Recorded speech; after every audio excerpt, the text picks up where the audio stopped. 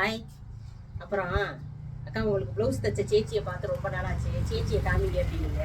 இந்த அக்கா இருக்காங்க சேச்சி, பார்த்துக்கங்க. சேச்சியோட பேர் என்ன தெரியுமா? சேச்சி இங்கோட்டு போறி அடுத்து வரி இல்லை, சைலண்ட் ஆகிட்டு நிற்கண்டா.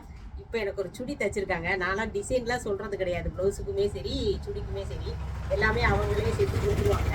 நான் அளவு மட்டும் தான் கொடுத்தேன். இன்னைக்கு தான் தெரியுது, இவ்வளோ நாள் தைக்க கொடுத்துருக்கேன்ல இவங்க பேர் என்னன்னு நான் கேட்டதில்லை. இன்னைக்கு நான் கூகுள் பேயில் காசு போட்டேன்னா அந்த சுடிக்குள்ள காசு, அப்போ அதில் சாந்தான்னு வந்துருந்துச்சு. இப்போ உங்கள் பேர் என்ன அப்படி கேட்குறேன். என் பேரும் சாந்தான். இந்த சாந்தாவுக்கு ப்ளவுஸ் தைக்கிறது இந்த சாந்தா சேச்சி. இந்த சாந்தா சேச்சிக்கு கடையை ஓப்பன் பண்ணி கொடுத்தது இந்த சாந்தா சேச்சி. என்ன കച്ചവടം എങ്ങനെയുണ്ട്? സൂപ്പർ ആയിട്ട് പോകുന്നുണ്ട്. ഒരു കുറയുമില്ല. നല്ല തയ്യലൊക്കെ വരുന്നുണ്ട്.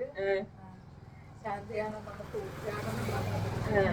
അങ്ങനെ ശാന്തയാണ് ഫസ്റ്റ് ഇവിടെ തയ്ക്കാൻ തന്നത്.